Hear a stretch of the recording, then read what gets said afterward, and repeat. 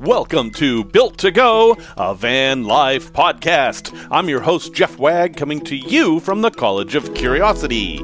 This time it's episode 137, and we've just got a lot of news to talk about. There's a lot of things that have changed in the last couple of weeks, and I'm here to bring it to you.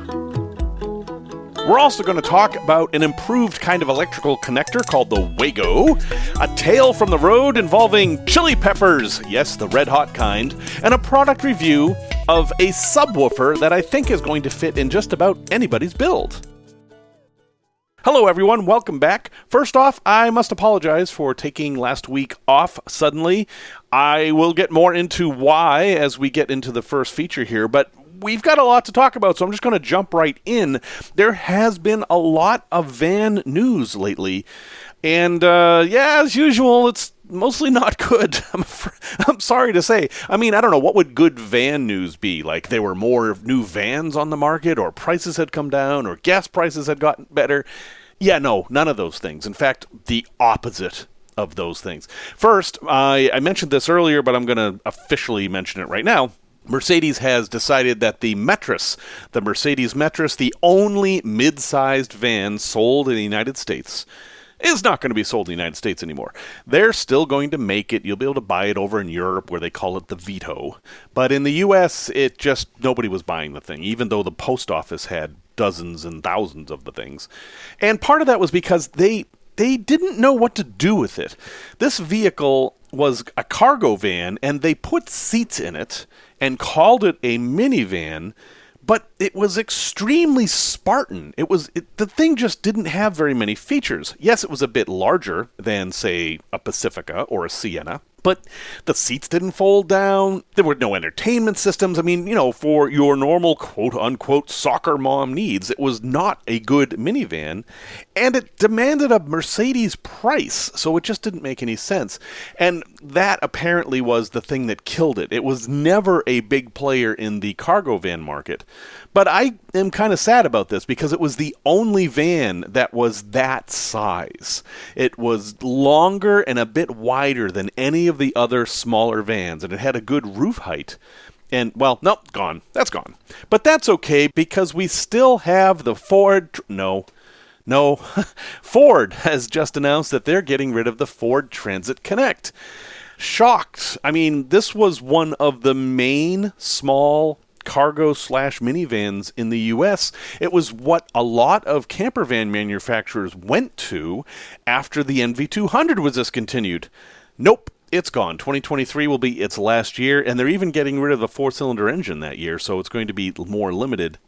Guess what, folks? That leaves exactly one compact cargo van left for sale in the U.S., and that is the Ram ProMaster City, which most people ranked as their third choice of the three compact vans that were available when I started this podcast just 2 years ago. So, my advice is if you want to do a compact van, get one as soon as you can because they're going to be in high demand. These vans, despite the fact that they're not being sold in the U.S. anymore, are still hugely popular, especially in cities. I mean, here in Chicago, that's the most common kind of cargo van that contractors use. Now, sure, Amazon and FedEx, they're all using bigger vans, but if you look at contractors like electricians and plumbers, they're all using the smaller vans, and they're going to want to keep using them. So if you were looking to do a smaller van build, I'm afraid prices are going to go up on those used vans, and you've got to grab one while you can. We have lost so many vans in the U.S. We've lost all the Nissan vans, and we just lost the Ford Transit Connect. We've lost the Metris. We've also lost the full-size Chevy vans. They're going away in 2026. Well, people still need vans, right? I mean, forget the van life community for a minute. Where are all the vans going to come from? Well, what's happening is that Ford and GM especially are coming out with electric vans. And GM's version is this thing called a Bright Drop, which is something that FedEx has been playing with, and it definitely is a departure from what we think of as vans. It has a 250-mile range, it's much bigger and much more futuristic looking, and we'll see how that works out, but they're not going to announce that for a long time. It's not supposed to be on the market till 2026 for normal folks. But Dodge, or Ram, I should say, just announced that they're going to have an electric ProMaster. Now, there's not a lot of information available about this, but it's clear that the trend is smaller vans are going away, and I guess they're thinking that people only got the smaller vans for the better mileage, but if we have electric vans, they don't have to worry about mileage, which wasn't really true. In cities, people got them because they were small. Well, electric vans are coming. What that means for us, I'm not really sure. I'm in conversations all the time about the pros and cons of electric. I am a fan of electric vehicles, but I also know that I can't own one because I literally have no place to charge one. I can't charge one at home. I work from home, but my wife actually goes to an office and she can't charge one there. There's just no place to plug it in.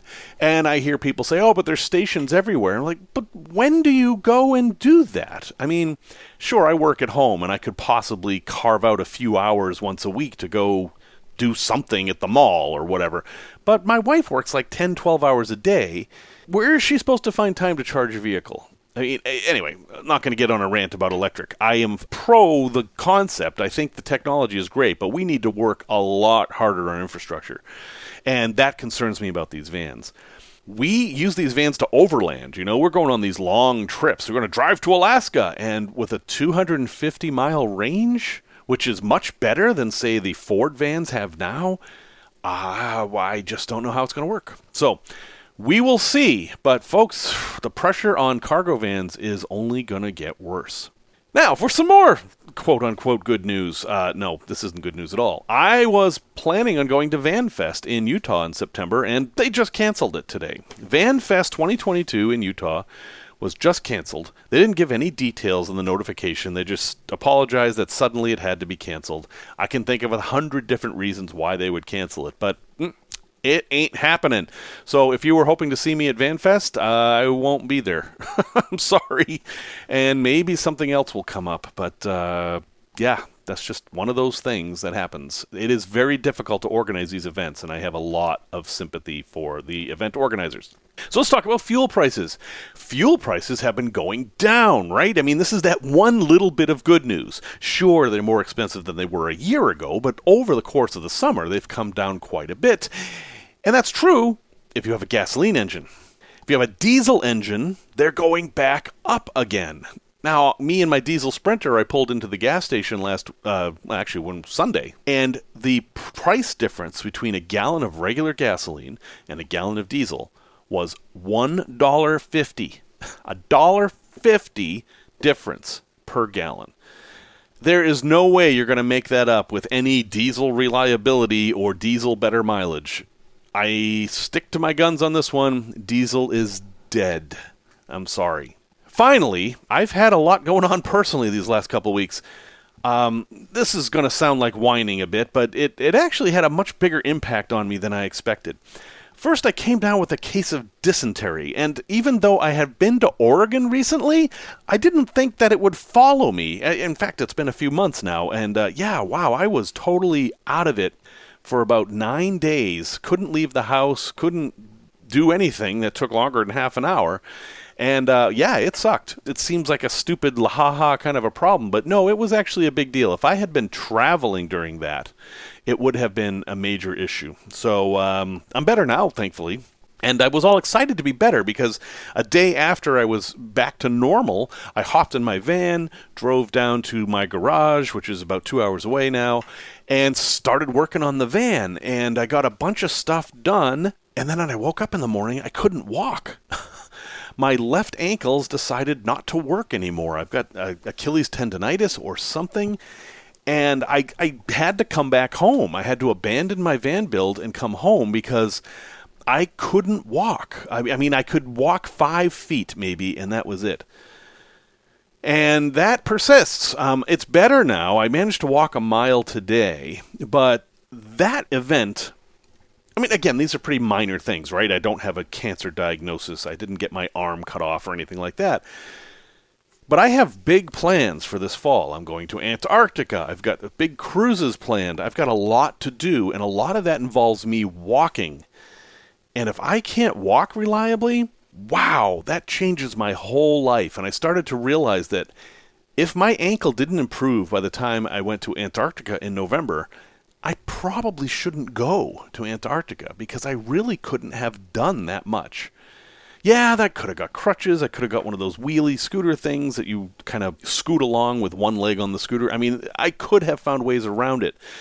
But it would have been a drastic change in my plans. And that started to affect me emotionally. Like, yeah, all right, I'm getting older, and I realize I'm never going to be in as good shape as I am now. Whatever. I get all that. I've accepted all that. It's fine. Getting older is the price you pay for surviving. I'm okay with that. But this was sudden, and it was having a major impact on me, and I couldn't do any of the stuff I had planned. I couldn't work in the van, and I couldn't go down to the land we bought on the river and do any work on it, and that land requires a lot of work. And I started to realize that, like, my wife can't do the work, and I can't do the work. Who's going to do the work? It's not like we can even hire anybody. And this just spiraled, and I probably got depressed enough to be classified as depressed for a bit.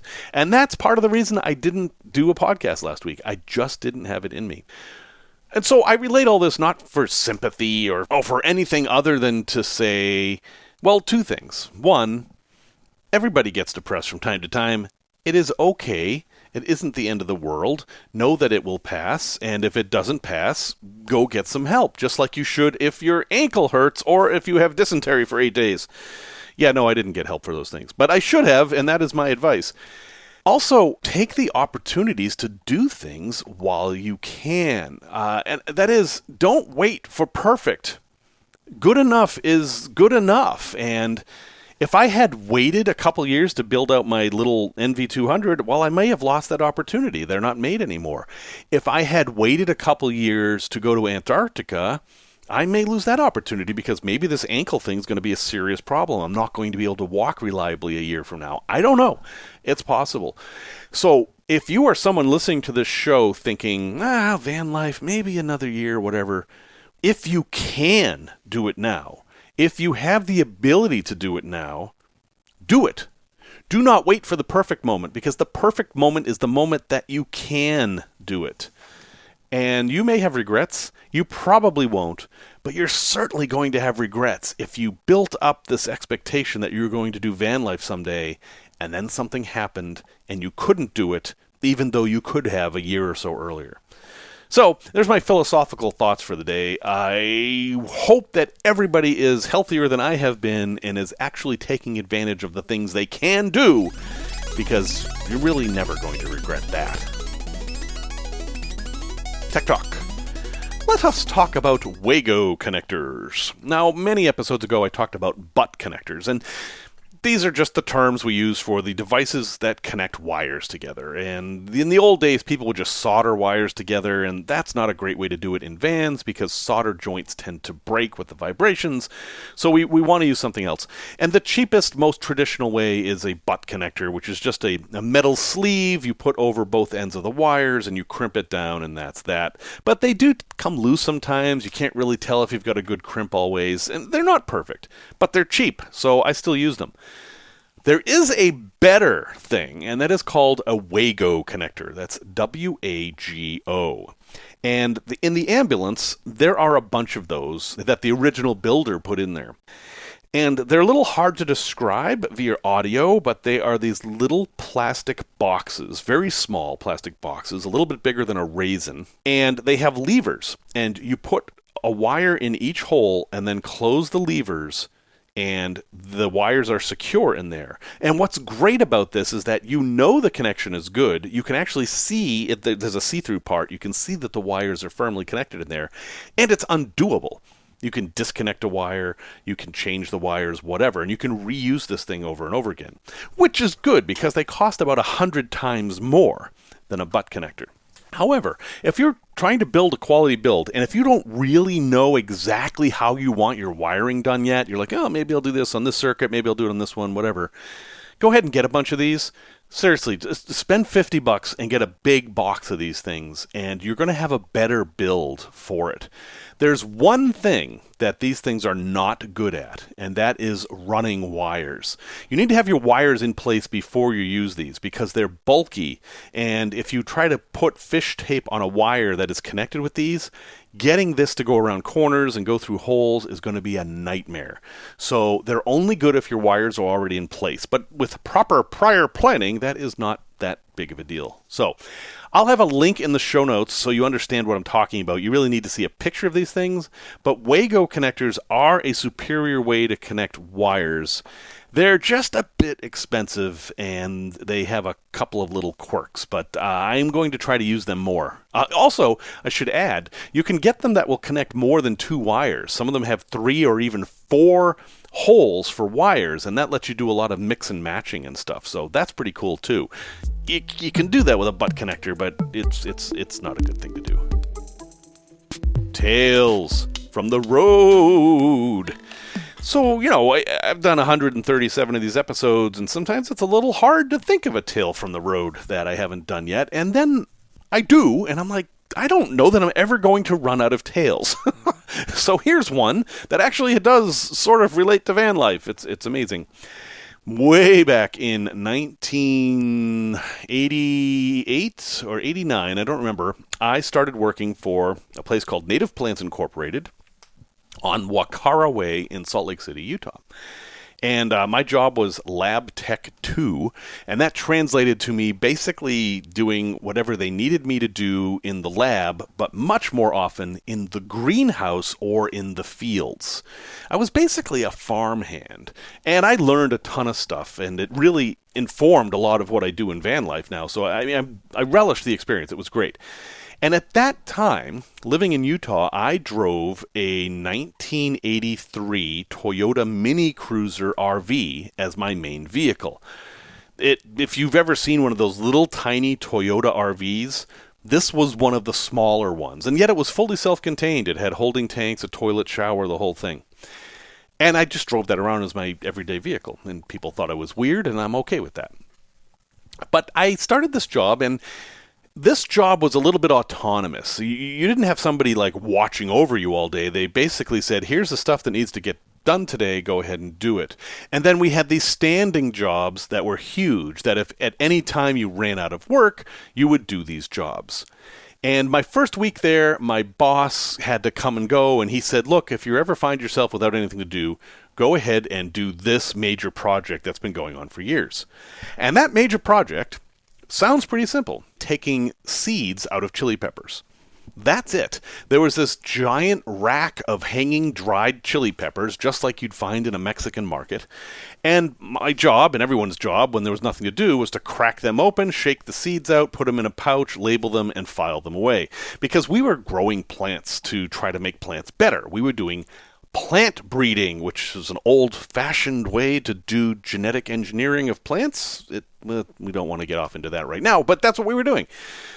And they warned me that these were very hot chili peppers, and they actually had us do this in a fume hood. If you haven't worked in a lab, you may not know what a fume hood is. It's a box with a glass door on the front, and you lift up that glass door, and you can put your hands in there. And in the roof of this thing are 2 big, huge fans, or maybe 1, depending on the model, that suck air up so that any fumes that are made in the hood will go up rather than out.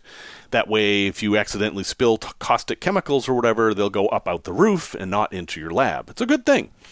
And they said that you should do the chili peppers in there, because if any of the dust from the chili peppers got in the room, that would be bad. Now, I grew up in New England. My experience of chili peppers is that there was this band that had a video on MTV about coyotes or something, and they were this symbol of Mexican restaurants that we didn't have when I was growing up. I really didn't know very much about chili peppers. I mean, I thought jalapenos were the hottest thing on the planet, and I got an education. I don't know what variety these chili peppers were. They have probably never been named because we had hundreds and thousands of varieties of all these plants that just basically had just been invented. And they were hot. Now, I found out they were hot in a very bad way. These chili peppers were big, they're the size of a small banana, and they were very dry, and you just grab them and crinkle them up. But you wore gloves. You know, I was wearing gloves. They told me to wear gloves. But the pieces of chili pepper were sharp, and they would cut right through the gloves. And after a few minutes, I was like, I don't need these stupid gloves. It's just chili peppers. They're not even jalapenos.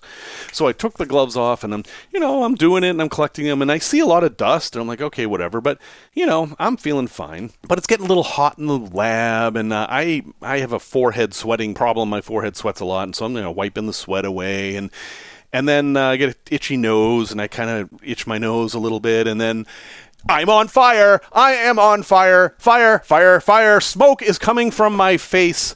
Flames! Yes, it was, holy cow. Basically, I had pepper sprayed myself without the spray. I had never experienced anything like that before from peppers or anything else, and I didn't know what to do. And I'm in this lab all by myself, and I see that there's an eye wash station, but I kind of don't want anyone to know that I did this, and if I use the eye wash station, it's a one-time use thing, and someone's going to find out, and I'm like, well, what do I do? And I'm like, wait, I've got an RV with a shower in it in the parking lot. So I ran out and ran into the shower, and I had it loaded with water. I was always ready to go, and I washed my face off and my hands, and it just burned and burned and burned and burned more and burned more, and I started thinking about, wait, is this water-soluble or oil-soluble? What was the capsaicin? I was trying to remember the math and all that stuff, so I found some hand cream and just poured it all over my face and hands, and I'm on fire, and I'm burning, and I'm burning, and I'm burning, and I'm burning, and I just decided that this has to go away. Either it's going to burn my skin off, or my nerve endings are going to die, or it's going to wear off or something. It has to go away, so I just have to time it out. And so I kind of sat there on the floor of the RV in a meditative trance for 15 minutes, and it finally started to calm down. And with my face glowing red embers, I went back into the lab and found something else to do. And that's how I learned to respect chili peppers. It turns out that when they talk about Scoville units, as soon as they mention Scoville units, doesn't matter what the number is, you really, really should be careful. And I will not and have never made that particular mistake ever again. Afterwards, when I had worked there for a while and I confided this story into some coworkers, they said, oh, that's nothing. We need to tell you the story about the guy who picked these peppers and then went home for lunch for a little interlude with his wife and how he slept on the couch for a week after. But that's not my story. I will let them tell that story. Product review. So Sprinter vans have odd speakers. So my era of Sprinter van, this is the NCV3 from, say, 2008 to 2016, something like that. Their speakers are weird. They had tweeters in the dashboard on either side. They had basically mid-range speakers in the doors, and then there was a central speaker. And you might think, ooh, surround sound. But no, that central speaker, what it would do is filter out certain frequencies of sound and then just broadcast what was left. And the purpose was for cell phones, hands-free communication, so you could hear it better. And that was great, but what it meant is that for stereo music, sound, like the normal stuff you listen to, it made the whole system sound like crap. After I learned this, and the speakers are 10 years old, they were all crappy anyway, I replaced the door speakers, the tweeters seemed fine, and then I just simply ripped out that middle speaker. And that improved the sound a bit, but the low range was just nothing. There was no bass at all in this thing. So I thought, even though this will never be the best sounding stereo in the world, if I just had a little bit of bass in there, it would be much better than it is. And so I started looking at solutions, and of course, as soon as you get looking at subwoofers, you're finding these things the size of a boat that can, break mountains, and, you don't even have to turn on the engine. You can just vibrate your van down the road, and, yeah, all right, I'm not looking for that. I'm looking for some little tiny thing that just gives me a little bit of bass. And, well, I found one, and it actually is pretty darn cool, so I thought I would tell you about it here today. My stereo is a Boss, which is not the highest end stereo in the world, But it does have outputs for a subwoofer, so it was fairly easy. And what I ended up getting is the Rockville SS8P, as in Paul, 400-watt, 8-inch, slim, under-seat, active-powered car truck subwoofer. Yeah, those Amazon titles. But yeah, it's a Rockville SS8P. And it's a very small unit. It's the size of maybe a dictionary. You remember those red dictionaries, American Heritage dictionaries? Oh, God, maybe I'm too old that you guys don't remember that. But, hey, go find one. It's that size. And for my ambulance, it fit perfectly right in front of the console, which I have custom made in my ambulance because it's an ambulance. But it would also fit under the passenger seat very easily, or even above the footwell. It's just not that big. And it doesn't have very many connections. You've got power and ground, obviously. You've got a blue signal wire that basically will tell it to turn on when the stereo's on, which is nice. You don't have to do any kind of switching. And then you've got the input, which in my case was 2 RCA cables. Now, if your car stereo doesn't have that, if you don't have a sub out, this thing can do it all. You can actually just connect it to your existing speakers. It will take the signal from those speakers and then filter out all the high-range sounds, leaving just the bass coming out of this. And it is louder and stronger than any of my other speakers. So the concern is that, well, some songs have a lot of bass and some don't. Is this thing going to, blast out some songs and not others? And the solution they came up with is that it has a volume control that's on a remote. Now, it's a wired remote, but that's not too big of a deal. You just mount this knob anywhere that you'd like. Under the dash is perfect, or in my case, I mounted it to the side of the console, and you can adjust the bass as you go. Now, if you're, not really paying attention to the music and you don't want to adjust it for every song, that's fine. Just keep it on a low level. And then when a song comes on that you like, that's maybe an older mix that they didn't bring the bass up very high, turn it up a little bit. And it's great. Honestly, it has made the thing sound so much better. And what I really like about it is that it was only $99.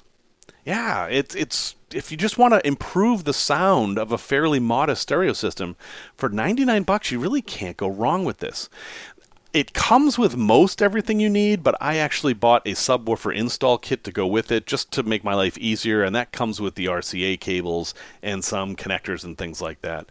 But it was pretty simple. As long as you can get to the back of your stereo, you can take the dashboard apart and have a way to run the cables, you could install this thing in an hour or two with no problems. You can even put it, you can put it anywhere you want. Bass is not directional, so you could put it in the leisure space of your van, you can put it behind the seat, under the seat, wherever. And if you're in a car, a common place to put these is where the spare tire is in the back. So anyway, I like it. I'll have a link in the show notes. It's the Rockville SS8P. There are many others out there that are like this, but this one hit the right price point for power for me.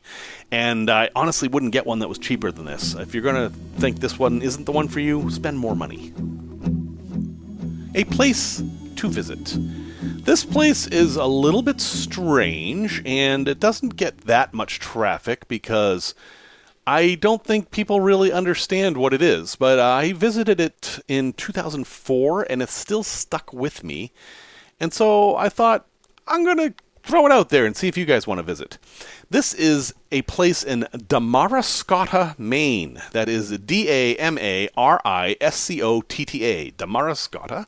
So it's a little tiny town of 3,000 people in the southeastern part of Maine, where all the people live. And it's been inhabited for a very long time. In fact, we know that people have lived there in great numbers for nearly 3,000 years. And we know that because of what they left behind. They didn't leave behind any buildings or monuments or carvings or anything like that. What they left behind was essentially a very, very large pile of trash. And now what kind of trash could they have made way back then? Well, they were a seacoast people, and being that, they ate food from the seacoast. So they ate a lot of seafood and a lot of shellfish.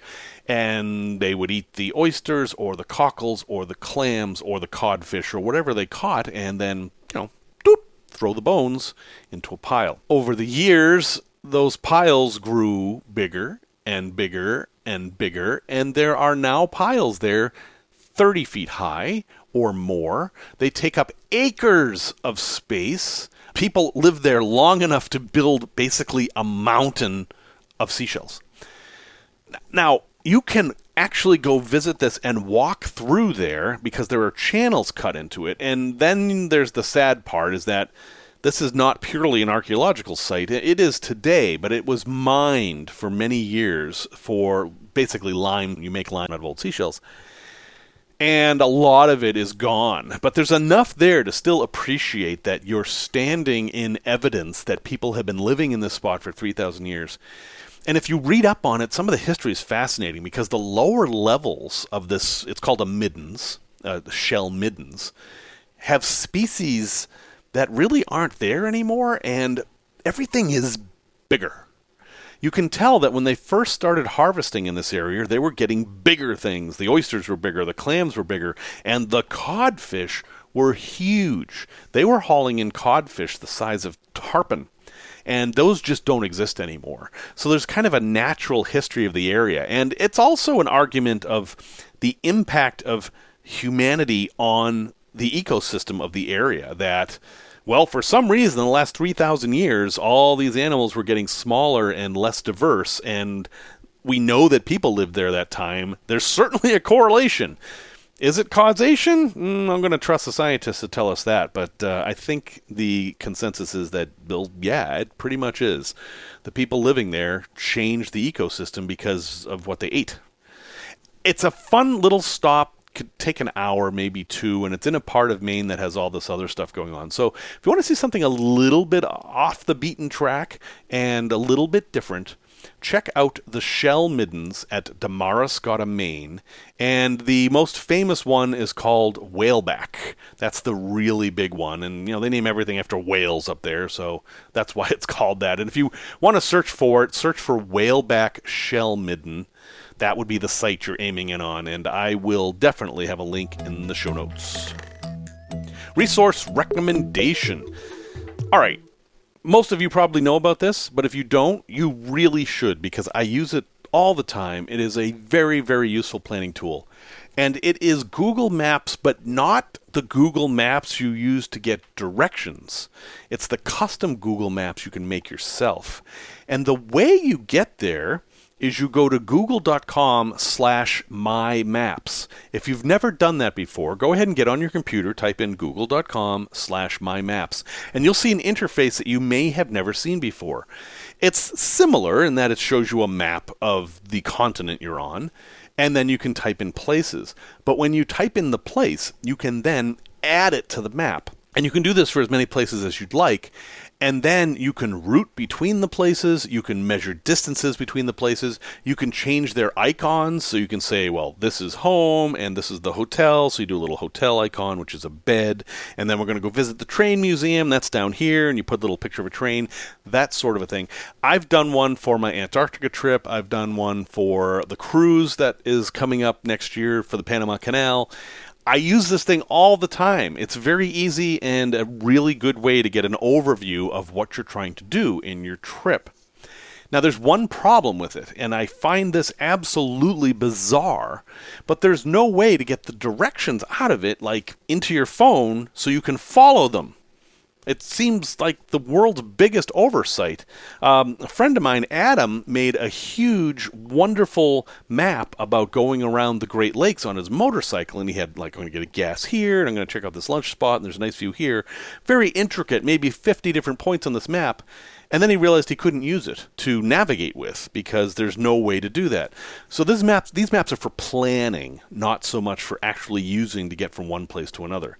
Silly. I don't know what Google's thinking. It's very strange. Anyway, check it out. If you've never seen it before, google.com/mymaps. It's a whole new way to use maps, and it's something very, very useful. Well, folks, thank you for listening to this episode 137. Music, as always, is by Simon Wag. If you would like to get a hold of me, or if you would like to engage socially, we have social media all over the place. Discord, we have a Built to Go channel that has been fairly active lately. Until next time, remember the words of Walt Whitman. Not I, nor anyone else can travel that road for you. You must travel it by yourself. It is not far. It is within reach. Perhaps you have been on it since you were born and did not know. Perhaps it is everywhere, on water and land.